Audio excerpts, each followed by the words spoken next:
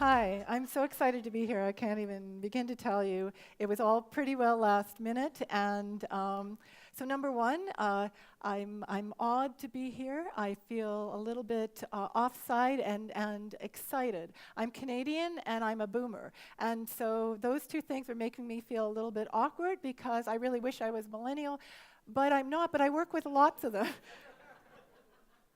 Yeah, anyway, I don't want to get into that. The thing is that I was listening to C and I was getting super excited about the fact that he is such an incredible role model for South Africans, and I believe in what he believes. I think the youth of South Africa are spectacular. I've only been here for about 3 weeks. I'm working with this very special gentleman that I'm going to introduce you to, Barry, who is starting an innovation hub. And let's get started, and what I hope to bring to you is the how. What is it that we can do in South Africa that is really going to enable our young people to succeed?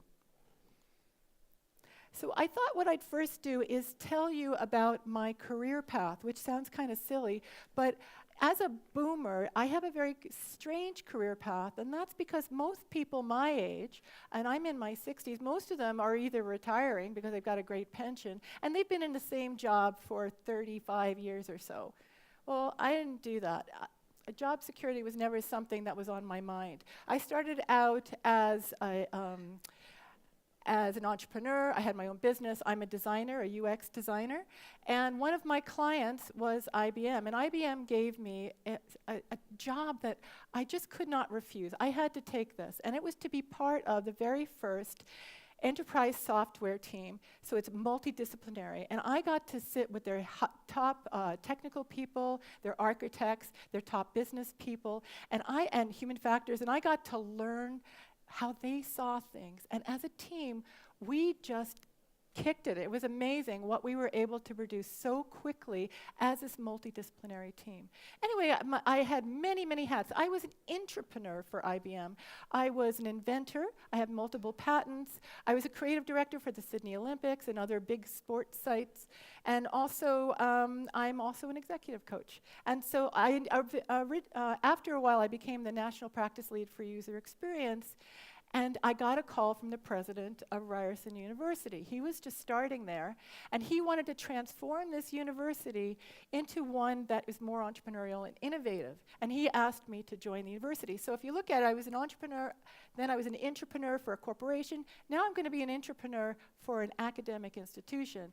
Everything is totally new. I have to tell you, the organizations are quite different. And we created the DMZ, and as you heard, it was named #1 in North America and #3 in the world. And last year, I decided to jump ship again and become an entrepreneur again. And it's because I believe in incubation. I believe that incubators will help our world be better. I believe that we need these incubators to help our young people. I believe that we need them in every academic institution, including K-12. I believe that we need them in every town, every city, lots of them, and every corporation, and they all need to connect somehow.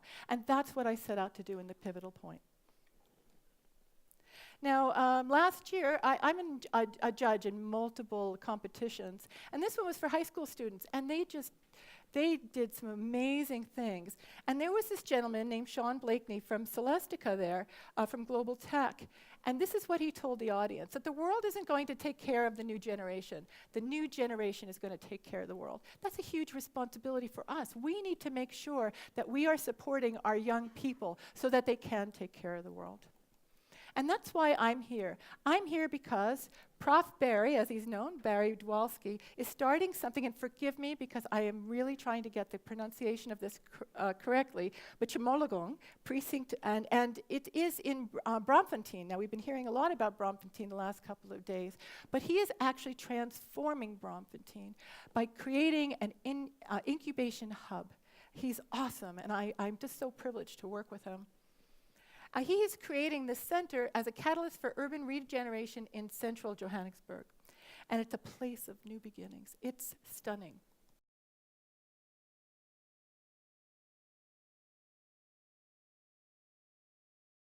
Now, what he and I believe in, and you'll see this too, we're hearing about it, that there's huge changes in corporate structures. We know this already, that we're not going to have lifetime employees. We actually have to be more stealth. We're not innovative enough. We're being disrupted. Traditional employment opportunities are going out the window, as we were talking about. And the demands on education is incredible. Education is not satisfying our youth anymore. I'm a grandmother. I have 2 grandchildren. I can tell you I am worried sick about them. And that's why we need these incubation-like environments. But it's a perfect storm for entrepreneurship, economically, socially, and academically. I have a whole bunch of quotes. I like quotes. You'll see I wrote down a bunch of quotes from the other speakers too.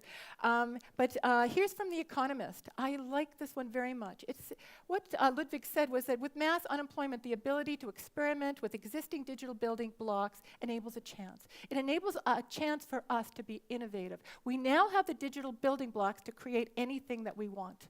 We really do, and those building blocks are getting better and better. And so now we're actually being able to use them. We need to teach ourselves to use them so that we can change the world.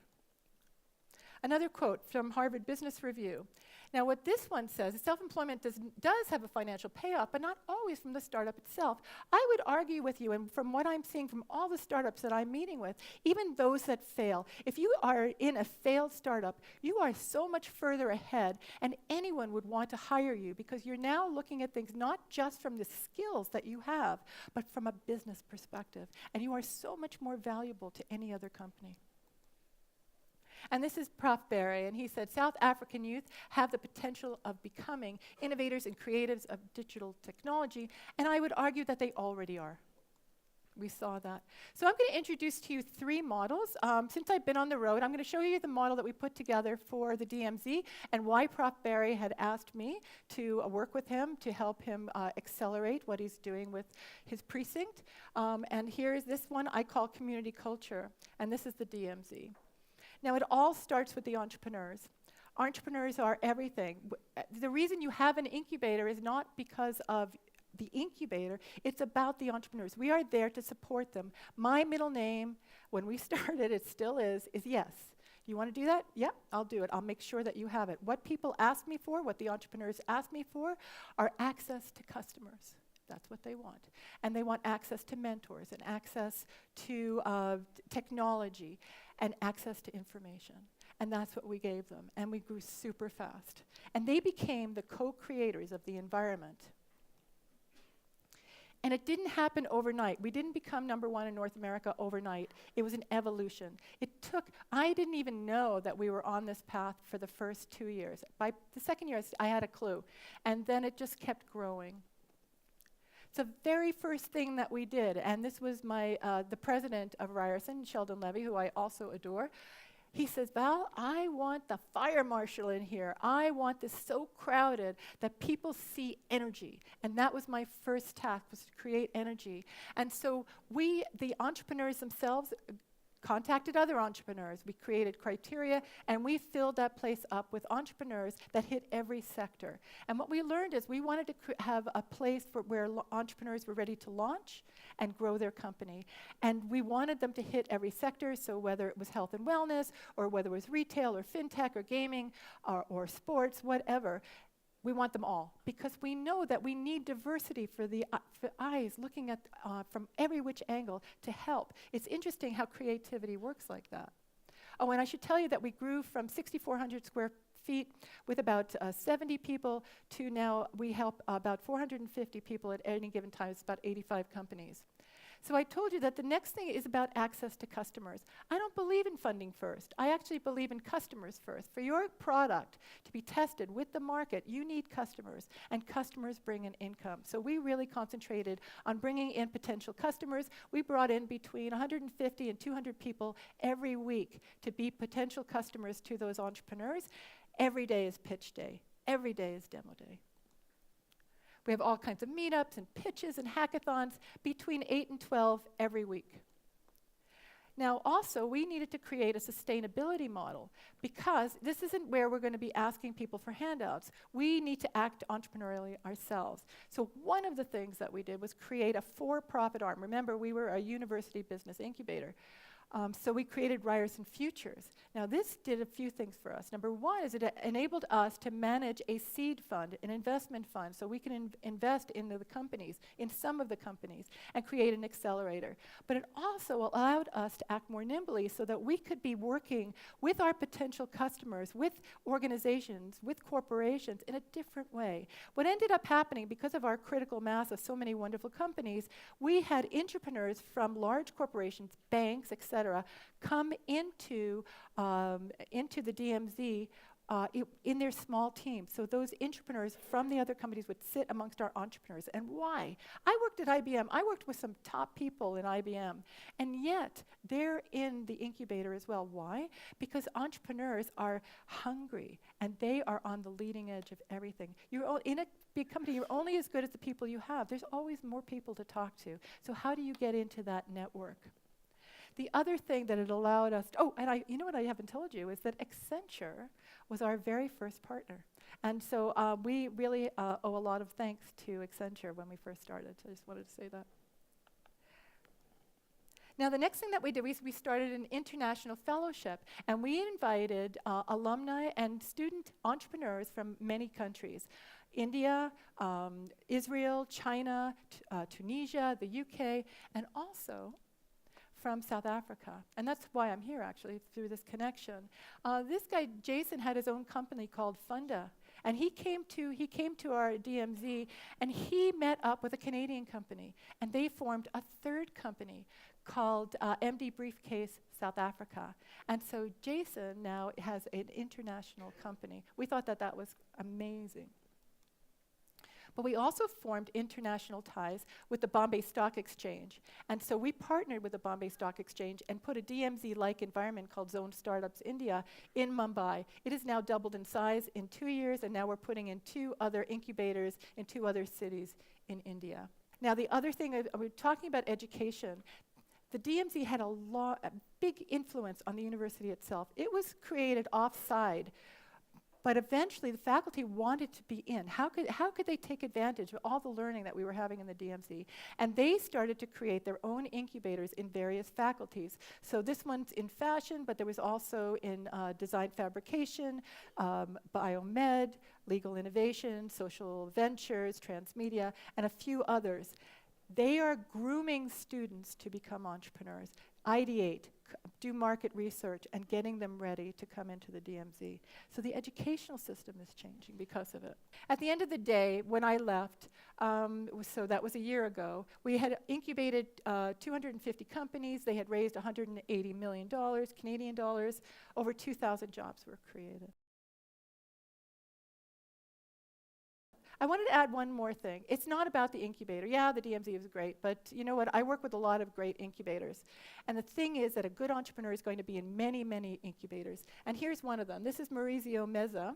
He is the founder of Tekla. Tekla, by Komodo, Komodo is the actual company, is an amazing product because this product enables people who have a disability that they cannot actually work their mobile devices or their computers. So for instance, there was an aerial artist who had fallen, and she was paralyzed from the neck down. She could move her head.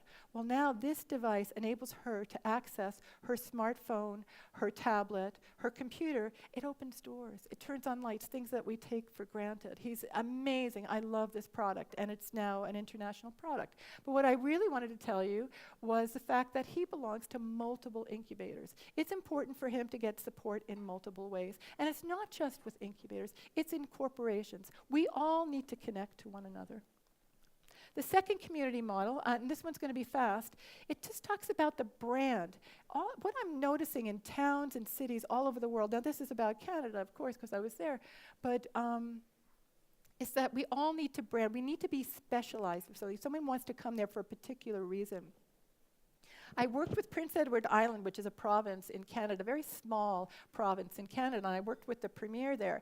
And he wanted to make PEI a destination for food. Why? Because their local talent is all about agriculture and food, but he wanted to access world markets. So just a word about Canada. Canada has 35 million people.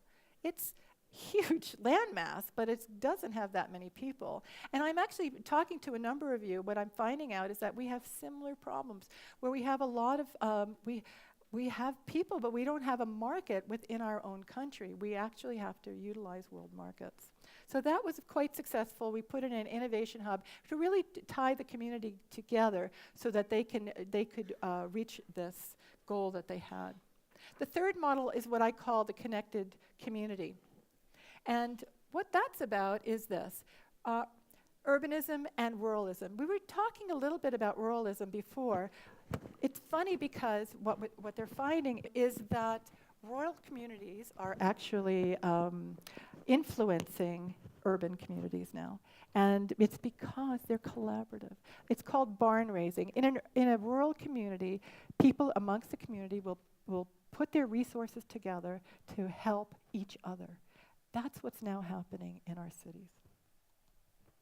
So I was out in Atlanta, Georgia, helping Georgia State University. Georgia State University has 32,000 students. 65% are marginalized. Now their sweet spot is creative industries. And in creative industries, they didn't have any incubation, but they were looking to see how they could help their students get on the market, be involved in digital, and actually be entrepreneurial. Well, the interesting thing about Atlanta is there's Georgia Tech University. How many of you have heard of Georgia Tech? I don't know. It's pretty famous when it comes to technology. They have created the Tech Square, which is a multi-use community space. You know what's great about this? It's not just for Georgia Tech. It's open for the entire public. What happens in this multi-use space is that you have, it's got hoteling, it's got a lot of collision spaces where people can gather to drink wine and beer and also coffee and to talk amongst each other. It's also got as home for a whole bunch of entrepreneurs. And it's a place to gather and meet intelligent, creative people and further yourself. And so what's wonderful now is that Georgia State University can take advantage of this. In fact, they can take advantage of all of the other incubators that are there. So in thinking about South Africa and thinking about Johannesburg, I've been meeting up with the other incubators that are in the area. I have been talking to places like Hook Up Dinner and Impact and all of these other things that are already going on. There is a movement, by the way, in South Africa, if you look at it from a grassroots perspective, of entrepreneurs that are working together. We need to support them. In fact, they will help us. They will tell us what's needed for us to really develop our ecosystems. I didn't do this. I'd like to say I did. But I wanted to bring Apple Store to your attention. And that is from a corporate perspective. What Apple's done here in San Francisco is they have reached out into the public. They've actually created a space that's like an incubator. And so what they've done is they have a whole list, and I know you can't read that, but the Avenue walls are interactive. They've got meeting rooms. They've got this forum, this vibrant gathering space, all of these things so that the public can have access to their technology, but also to their very, very smart people. So let's get back to the precinct and why this is important. This is giving youth an access to creating their lives, create jobs, create their opportunities. Barry is building a digital technology hub. I'll tell you, it's pretty well done. We're just waiting for a couple of more buildings to be completed. There's already entrepreneurs that are involved. There's already all kinds of competitions and forums and all kinds of stuff happening there already. And we're already connecting to the ecosystem that's there. We're just helping to strengthen it. This is the model that we're using. Entrepreneurs are in the middle. We have our space, organization and community. We're all about creating a reputation of innovation and entrepreneurship, and there's programming. But most important is the access to potential customers and markets and partnerships. That's where all of you come in. We're hearing this as a theme that we all need to connect to one another. We all need to help each other. And of course, investment and funding. But I would argue that investment and funding will come once this is strengthened. And through corporate partnerships, it actually helps to strengthen the entrepreneurship that's here in South Africa. And so I'm going to tell you, here's before and after pictures. This is what it looked like about a year and a half ago. This is where it almost looks like this now. It's like 90% complete. It's what it looked like originally. It's finished. It's done. What it looked like originally, and this is not completed yet, but this is what it will look like. And that, I just wanted to say hi to Barry, even though he's not here, because I adore him and I love what he's trying to do. And I hope that you all will go and meet with him and somehow get involved in this movement that's going on in South Africa. Thank you very much.